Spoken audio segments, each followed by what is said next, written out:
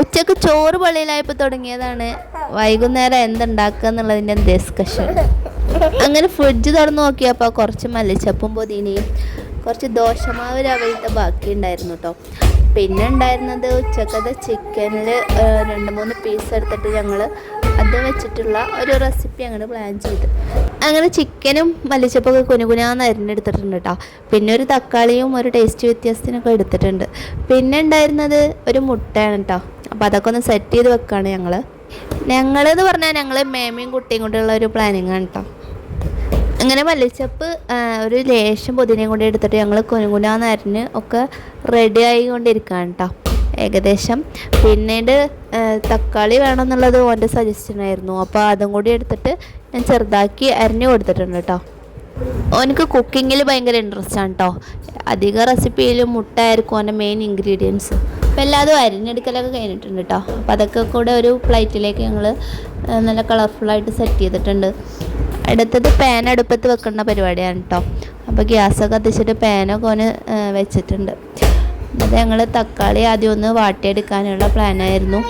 അതിന് സൺഫ്ലവർ ഓയിലാണ് കേട്ടോ ഒരു തുള്ളി ഒഴിച്ച് എടുത്തിട്ടുള്ളത്. പിന്നെ തക്കാളിയിലിട്ടിട്ട് നല്ലോണം വാട്ടിയെടുക്കുമായിരുന്നു കേട്ടോ. വാട്ടിയെടുക്കുന്ന പരിപാടിയൊക്കെ ഓൻ്റെ കയ്യിലാണ് കേട്ടോ. ചട്ടകം ഓൻ്റെ കയ്യിലാണ് ആദ്യം തന്നെ ഉള്ളത്.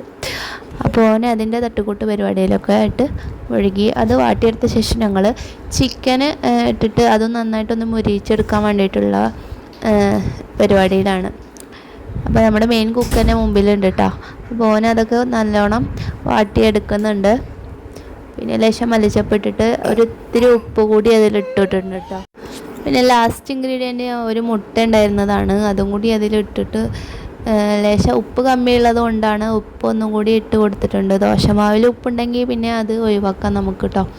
അപ്പോൾ ഇതിക്ക് ആവശ്യമുള്ള കുറച്ച് ഉപ്പ് ഇട്ടിട്ടുണ്ടായിരുന്നുള്ളൂ. അതൊക്കെ ഒന്ന് നല്ലോണം ചൂടാക്കിയെടുത്ത് സെറ്റാക്കിയിട്ടുണ്ട് കേട്ടോ. ചട്ടിയിൽ ഇങ്ങനെ ഇളക്കുന്നത് ഇമ്മമ്മ കാണാത്തത് ഭാഗ്യമെന്ന് പറയാം. അല്ലെങ്കിൽ ഇമ്മമ്മ ആട്ടി വിടുന്നതാണ്.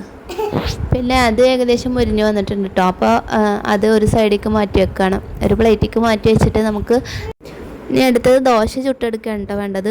അപ്പോൾ അതിന് വേണ്ടിയുള്ള മാവ് നമുക്ക് ഫ്രിഡ്ജിൽ നിന്നൊക്കെ ഒന്ന് എടുത്ത് നോക്കി നോക്കട്ടെ. അതിൽ കുറച്ച് മൈദ കൂടി മിക്സ് ചെയ്യാമെന്നാണ് പ്ലാൻ ചെയ്തിരുന്നത്. ദോശമാവ് ഒന്നും കൂടി ഒരു ക്രിസ്പി ആയിട്ട് കിട്ടാൻ വേണ്ടിയിട്ടായിരുന്നു കേട്ടോ. പിന്നെ അതൊക്കെ പ്ലേറ്റിലേക്ക് മാറ്റുന്ന ടൈം കൊണ്ട് മറ്റുള്ളൊരു ചട്ടകം മോഷ്ടിച്ച് ഓടിയിട്ടുണ്ട് കേട്ടോ.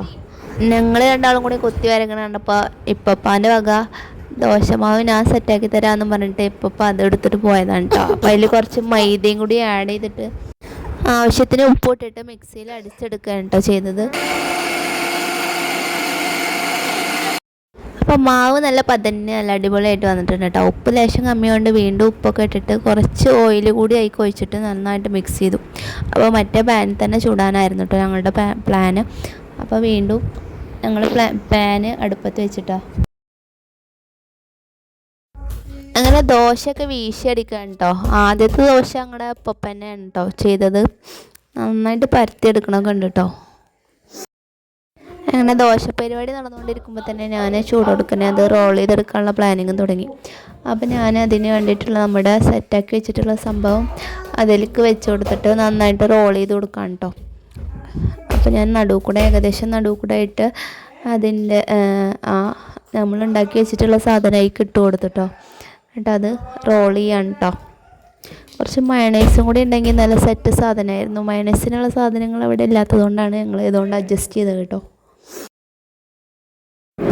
ഞാൻ ഉരുട്ടി എടുത്തപ്പോഴേക്കും ആദ്യബക്ക് ഉറങ്ങി നീച്ച് വരാൻ കേട്ടോ. അപ്പോൾ ഫസ്റ്റ് ഓനിക്ക് തന്നെ കൊടുക്കാമെന്ന് വിചാരിച്ചിട്ട് ഓൻ്റെ വായിക്ക് വെച്ച് കൊടുത്തു. ഓൻ്റെ എക്സ്പ്രഷൻ കണ്ടിട്ട് ഉറങ്ങി നീച്ചത് കൊണ്ടാണ് കേട്ടോ അങ്ങനെ. സംഭവമൊക്കെ സെറ്റാണ്. അപ്പം നമ്മുടെ ഷെഫ് ദോശയൊക്കെ ചുട്ടുകൊണ്ടിരിക്കുന്നതാണ് കേട്ടോ. ഓനത് കണ്ടിന്യൂ ചെയ്യട്ടെ. അപ്പം ഞാനത് റോൾ ചെയ്തുകൊണ്ടിരിക്കുകയാണ് കേട്ടോ. അപ്പം ആ സംഭവം കഴിഞ്ഞ്